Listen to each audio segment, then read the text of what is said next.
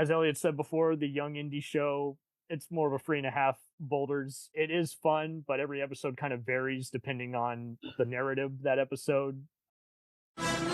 Travel back to where the Indiana Jones legend began. From master storyteller George Lucas comes the adventures of young Indiana Jones in 3 all-new DVD box sets. Join young Indy as he travels the world and meets some of the greatest figures of the 20th century. Indiana Jones from Princeton, New Jersey. And participates in the events that helped shape history.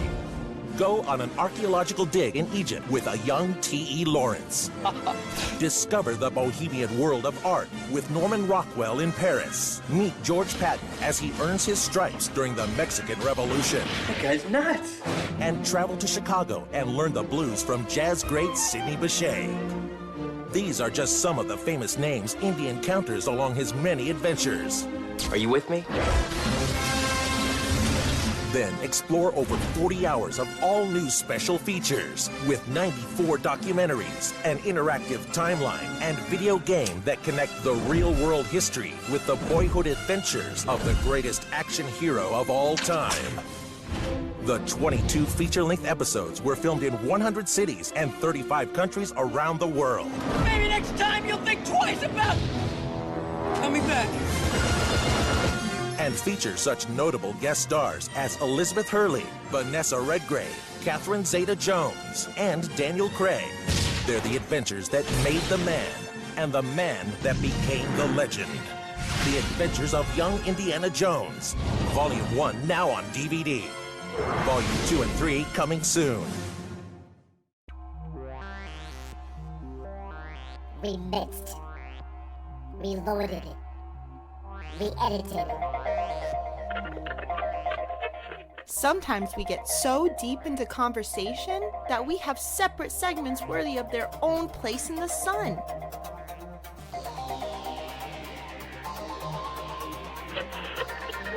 Here is a reshuffled mini episode.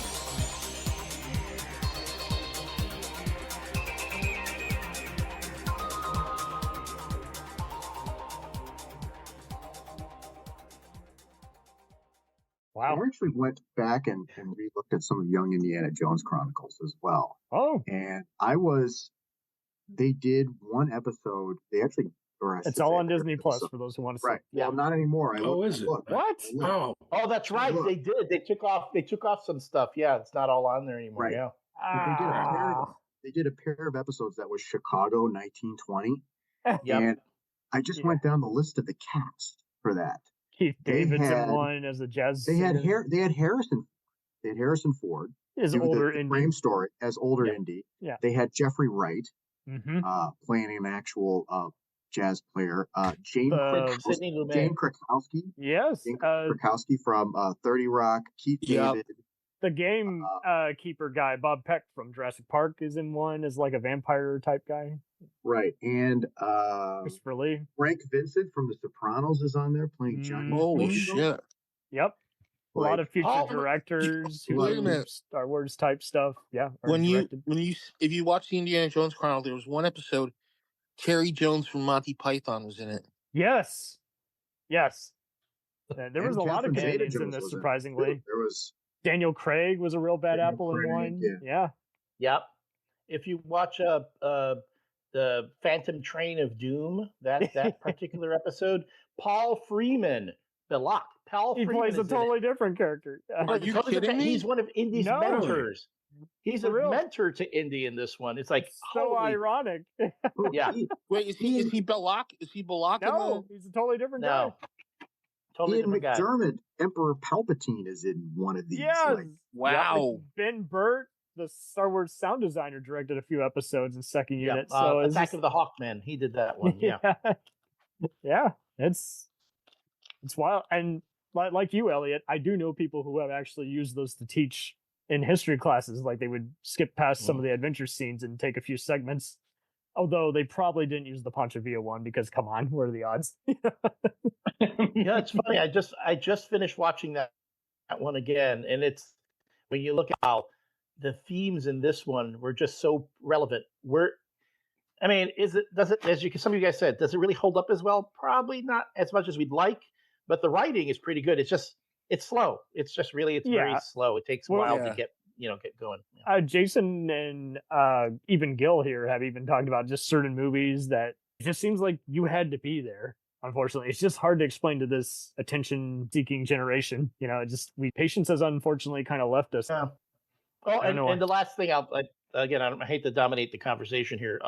Too late. The last thing, the one I like about Kingdom of the Crystal Skull, if there is one thing, the fact that in that movie, Harrison Ford, Indy, references the Young Indiana Jones adventures. He references the time he was running with Pancho Villa, thus making the Young Indiana Jones Chronicles canon.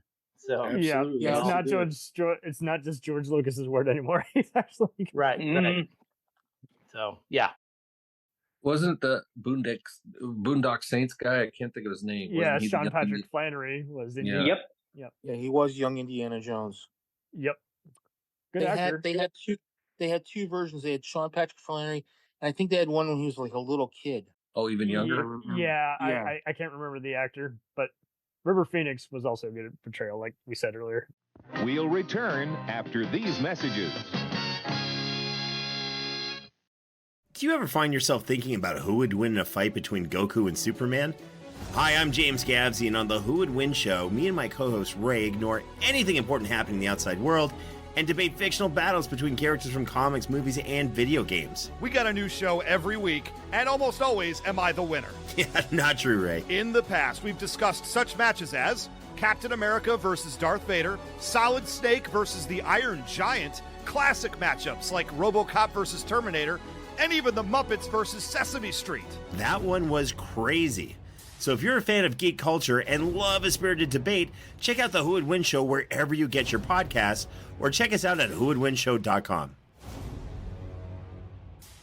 Cool thing about Blind Knowledge is we are in multiple countries. We are worldwide all across the globe. We are in the US, we are in the UK, we are in Canada, Germany, India, Japan. We're in Australia, y'all. BlindKnowledge.com. Now back to the feature presentation.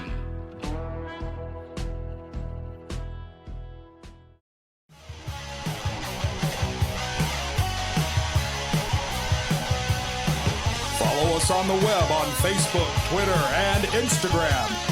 The podcast is available on Podbean, Spotify, iHeartRadio, Anchor, Apple, and anywhere else podcasts are available.